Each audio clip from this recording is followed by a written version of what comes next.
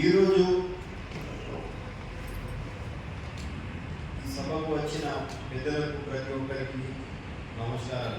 ఈరోజు మనము ముఖ్యంగా అయితే ఆదిలాబాద్ జిల్లా ఏజెన్సీ ప్రాంతం గత 12 సంవత్సరాల నుండి ఇలాంటి నోటిఫికేషన్ లేకుండా ఉద్యోగాలు భర్తీ చేయక చాలా పోస్టులు ఖాళీ ఉన్నాయి. ఉదాహరణ చూసి ఆదిలాబాద్ జిల్లాలో టీచర్ పోస్టులు 3000 పైననే ఉద్యోగాలు పోస్టులు ఖాళీ ఉన్నాయి. కానీ ఇప్పటి వరకు ప్రభుత్వం భర్తీ చేయలేదు. జీవో నంబర్ 3 గత 2 సంవత్సరాల నుండి పోరాటం చేస్తూనే ఉన్నాం. కానీ జీవో నంబర్ 3కి బదులుగా కొత్త జీవో తీసుకువచ్చి ఆదివాసీ గిరిజన విద్యార్థులకు ఉద్యోగాలు భర్తీ చేస్తారని కాంగ్రెస్ ప్రభుత్వానికి నేను ఆశిస్తున్నాను. అదేవిధంగా మేధావులారా ఒకసారి ఆలోచించాలమ్మా. గత తెలంగాణ రాష్ట్రం కోసం మనం ఎంతో పోరాటం చేసినాం. అందులో మనం కూడా భాగ్యస్వాములమైనాం. కానీ మనం ఇప్పటికీ మన బతుకులు ఇలానే ఉన్నాయి. ఏజెన్సీ ప్రాంతంలో చూస్తే ఉద్యోగాల పరంగా అదేవిధంగా బ్యాక్లాగ్ పోస్టుల పరంగా చూస్తే చాలా ఖాళీలు ఉన్నాయి. కానీ ఇప్పటి వరకు ఏ ప్రభుత్వం కూడా స్పందించడం లేదు. గత 2 సంవత్సరాలు ఏజెన్సీ ప్రాంతంలో జీవో నంబర్ పైన కూడా టీఆర్ఎస్ ప్రభుత్వం కూడా ఇలానే చేసింది. అలా చేసినప్పుడు కూడా విద్యార్థులు, నిరుద్యోగులు మరియు ఉద్యోగులు అందరూ కలిసి టీఆర్ఎస్ ప్రభుత్వాన్ని ఓడగొట్టారు. అదేవిధంగా ఇప్పటికి కూడా కాంగ్రెస్ ప్రభుత్వం కూడా ఆ ఉద్యోగాలు ఏజెన్సీ ప్రాంతంలో భర్తీ చేయకపోతే ఎంపీ ఎలక్షన్లో కూడా ఖచ్చితంగా మేము ఆదిలాబాద్ జిల్లా పార్లమెంట్ నుంచి ఖచ్చితంగా ముందుపడడం చేద్దాం.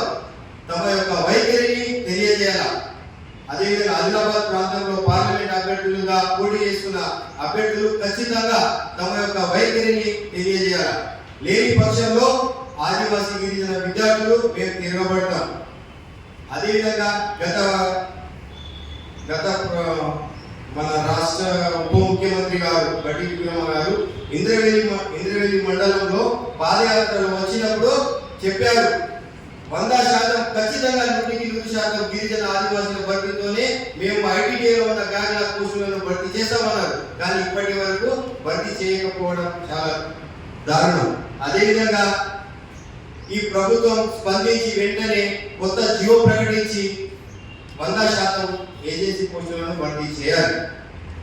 అదేవిధంగా మొత్తం ఐటీడీఏలో కలుపుకొని చూస్తే 15,000 పైన పోస్టులు ఖాళీ ఉన్నాయి. మొత్తం 29 డిపార్ట్మెంట్లలో చూస్తే 15,000 పోస్టులు ఖాళీ ఉన్నాయి 4 ఐటీడీఏలు కలుపుకొని చూస్తే.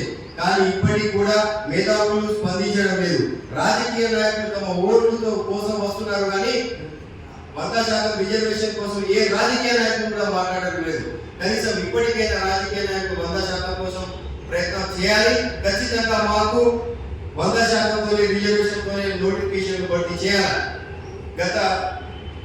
కొత్త డిఎస్సి 2024 డిఎస్సిలో కూడా 100% 5th షెడ్యూల్ ప్రకారం 100% ఏజెన్సీ ప్రాంతంలో ఉద్యోగాలు ఇవ్వాలి. కానీ ఈ ప్రభుత్వం కూడా మాకు ఇవ్వకుండా 10%తోనే రిజర్వేషన్తోనే భర్తీ చేస్తారు. కాబట్టి వెంటనే 5th షెడ్యూల్ ప్రకారం ఏజెన్సీ ప్రాంతంలో ఉన్న అభ్యర్థులతోనే భర్తీ చేయాలని ఈ నోటిఫికేషన్లో మొత్తం 185 పోస్టులు కూడా ట్రైబల్ విద్యార్థులతోనే భర్తీ చేయాలని కోరుకుంటున్నాను. Thank you. నమస్కారం.